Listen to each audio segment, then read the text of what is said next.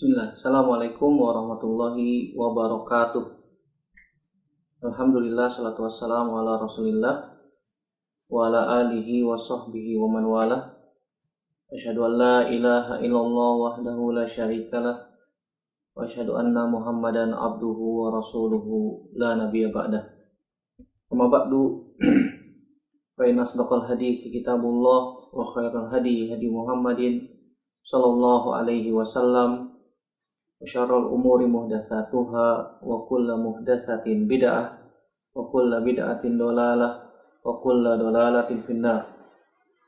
Ayol ikhwah, hajanallahu wa iyyakum ajmain. Alhamdulillah, segala puji hanya milik Allah Subhanahu wa taala yang telah kembali mempertemukan kita dalam media ini untuk melanjutkan pelajaran kita dari kitab Ad-Durus Al-Yaumiyah.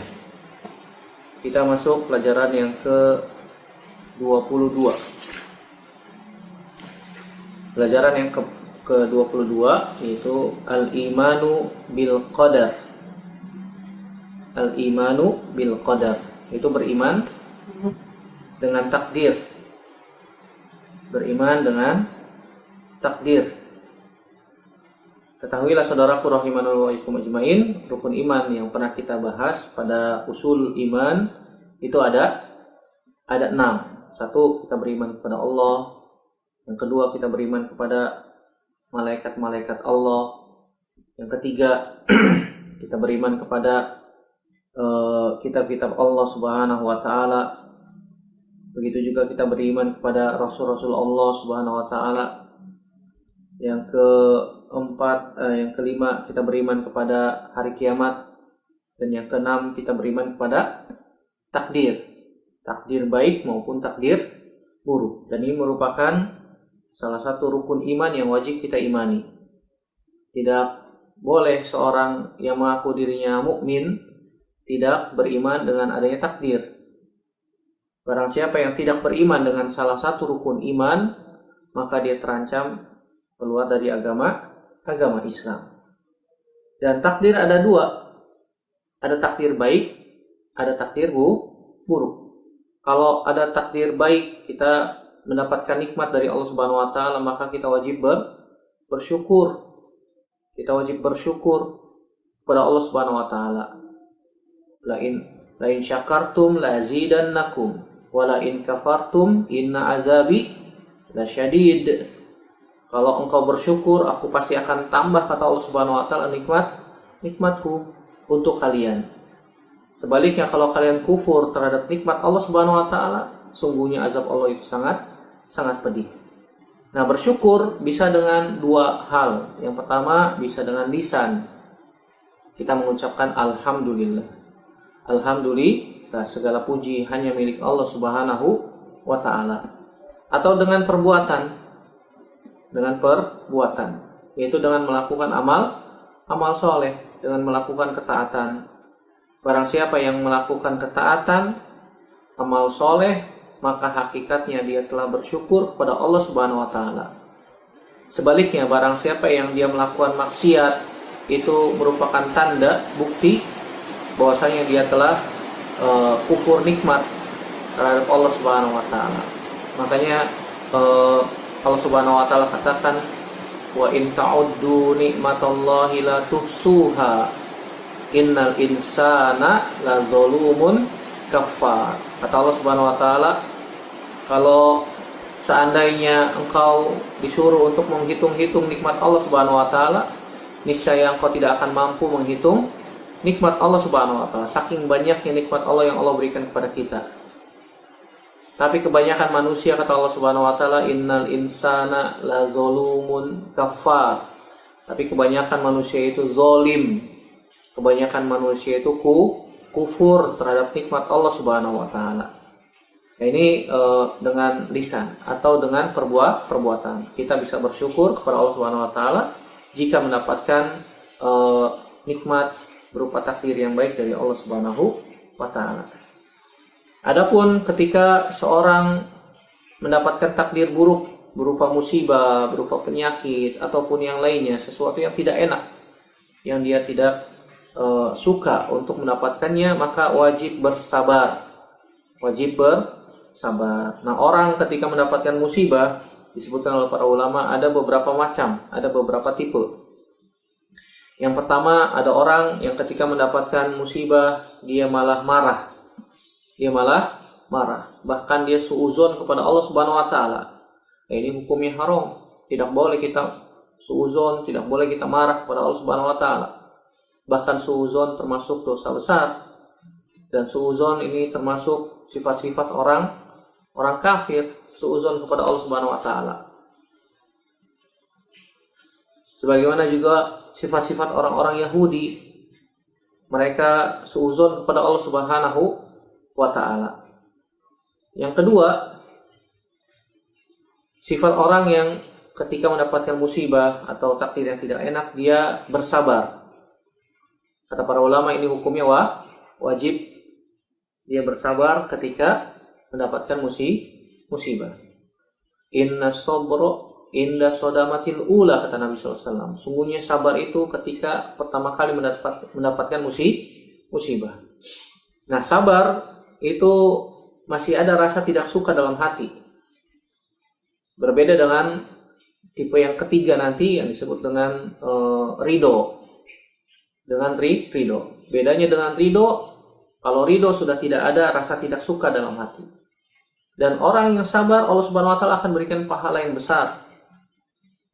Orang yang bersabar, Allah berikan pahala yang besar tanpa batas. Kenapa? Karena sabar juga tanpa batas. Innama yuwaffas sabiruna ajrahum bighairi hisab. Kata Allah Subhanahu wa taala, sungguhnya Allah Subhanahu wa taala akan memberikan pahala bagi orang-orang yang sabar tanpa hisab. Tanpa hisab artinya tanpa batas, pahalanya tanpa batas. Begitu juga sabar tanpa batas. Karena sabar tanpa batas, pahalanya pun tanpa batas. Hanya Allah Subhanahu wa taala yang tahu. Oleh karena itu sabar wajib sampai Allah Subhanahu wa taala mewafatkan kita. Kita wajib sabar sampai Allah Subhanahu wa taala mewafatkan kita. Kemudian yang ketiga adalah ridho. Tadi sudah sebutkan, dia mengatakan qadarullah wa ma syaa fa'al. Dia mengatakan qadarullah wa ma syaa fa'al wa ma lam yasha lam yakun. Ini sudah takdir Allah Subhanahu wa taala. Kalau Allah Subhanahu wa taala berkehendak maka terjadi. Kalau Allah Subhanahu wa taala tidak berkehendak maka tidak akan terjadi. Nah, kalau sabar tadi masih ada ganjalan hati, tidak suka. Kalau ridho, dia sudah plong. Dia sudah menerima ini takdir Allah Subhanahu wa taala. Qadarullah, ini sudah takdir dari Allah Subhanahu wa taala. Wa ma syaa fa'al wa ma lam yasha lam yakun. Kalau Allah Subhanahu wa taala sudah berkehendak, tidak akan ada yang bisa menghalangi. Pasti terjadi. Kalau Allah Subhanahu wa taala tidak berkehendak, maka tidak akan terjadi.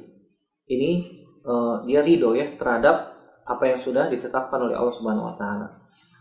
Tingkatan yang keempat yang paling tinggi adalah bersyukur. Ketika ada orang mendapatkan musibah, dia bersyukur. Ini tingkatan yang paling tinggi. Dia mengatakan alhamdulillahi ala kulli hal. Segala puji hanya milik Allah Subhanahu wa taala atas segala keadaan, atas segala kondisi. Dia bersyukur kepada Allah Subhanahu wa taala.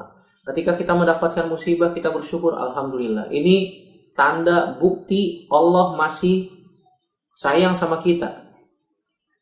Ketika kita sakit, Allah Subhanahu wa taala sayang sama kita. Yang dengan sakit itu Allah Subhanahu wa taala akan menggugurkan dosa-dosa kita. Yang dengan sakit itu Allah Subhanahu wa taala akan mengangkat derajat kita. Kalau kitanya sabar, kitanya mengharapkan pahala dari Allah Subhanahu wa taala, kita ridho terhadap keputusan Allah Subhanahu wa taala, dan kita bersyukur Allah masih perhatian sama kita dengan diberikan sakit. Oleh karena itu tidak boleh kita mengeluh ketika sakit. Minta sama Allah Subhanahu wa taala kesembuhan. Minta sama Allah Subhanahu wa taala agar kita diberikan kesabaran, ridho atas keputusan Allah, dan kita mengucapkan alhamdulillah ala kulli hal. Jadi ini takdir ya, takdir ada yang baik, ada yang buruk. Kalau ada takdir yang baik, kita bersyukur pada Allah Subhanahu wa taala. Kalau ada takdir yang buruk, maka tadi sudah kita sebutkan, sabar hukumnya wajib. Dan di atas tingkatan sabar ada ridho dan ada bersyukur. Nah, di sini dibawakan dua dalil dari hadis Nabi SAW yang menunjukkan kita wajib beriman terhadap takdir. Yang pertama adalah hadis Umar bin Khattab yang pernah kita baca pada pelajaran Ushulul Iman, yaitu hadis Jibril alaihissalam yang panjang, yang mana Jibril datang kepada Nabi SAW ketika Nabi SAW bersama para sahabatnya sedang duduk-duduk. Kata Umar bin Khattab, bainama nahnu julusun inda Rasulillah SAW dzata yaumin iltala alaina rajulun syadidu bayadit thiyab syadidu sawadi sya'ar la yura alaihi atharus safar wa la ya'rifuhu minna ahadun hatta jalasa ila Nabi sallallahu alaihi wasallam wasnada rukbatayhi ila rukbatayhi wa wada'a kaffayhi ila fakhidhayhi ala fakhidhayhi wa qala ya Muhammad akhbirni anil Islam. Kata Umar bin Khattab, ketika kami sedang duduk-duduk bersama Nabi SAW, tiba-tiba datang seorang lelaki yang pakaiannya putih, rambutnya hitam, dan tidak ada bekas perjalanan jauh. Sampai dia duduk di hadapan Nabi SAW, kemudian meletakkan telapak tangannya menyandarkan lututnya dengan lutut Nabi, meletakkan kedua tangannya di atas paha Nabi SAW, kemudian dia bertanya tentang Islam, tentang iman, tentang ihsan, tentang hari kiamat. Di antaranya dia bertanya tentang iman. Nah, di dalam rukun iman itu ada beriman terhadap takdir yang baik maupun yang buruk. Al-imanu bil qadari khairihi wa syarrihi. Wajib kita beriman terhadap takdir tersebut, takdir baik maupun takdir buruk. Tidak boleh kita mengingkari takdir, sebagaimana yang terjadi pada kaum yang disebut dengan Jabariyah. Kaum Jabariyah ini termasuk pecahan dari kaum Qadariyah.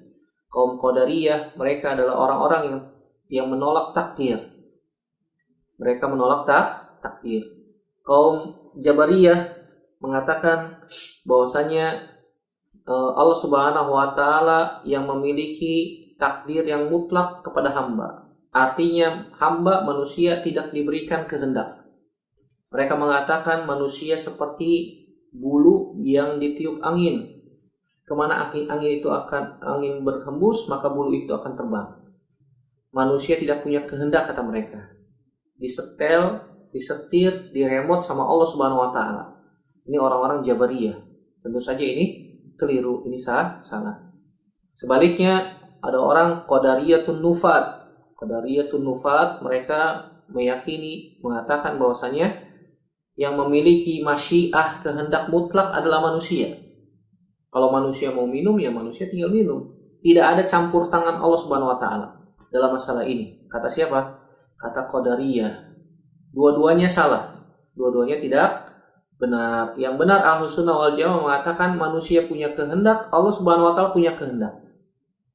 Manusia punya kehendak, Allah Subhanahu wa taala punya kehendak. Kehendak manusia berdasarkan izin dari Allah Subhanahu wa taala. Kalau misalnya ada orang yang mengatakan, siapa yang meletakkan pulpen ini di atas meja? Kalau dia mengatakan yang meletakkan pulpen ini di atas meja adalah saya, tanpa ada campur tangan dari Allah Subhanahu wa taala, maka ini Qadariyah. Ini Qadariyah. Kalau dia mengatakan yang meletakkan pulpen ini Allah, tidak ada campur tangan manusia, maka ini Jabariyah. Jabariyah mengatakan manusia tidak punya kehendak, Allah yang mutlak punya kehendak. Manusia seperti apa? Robot di remote, dikontrol oleh Allah Subhanahu wa taala. Dua-duanya salah.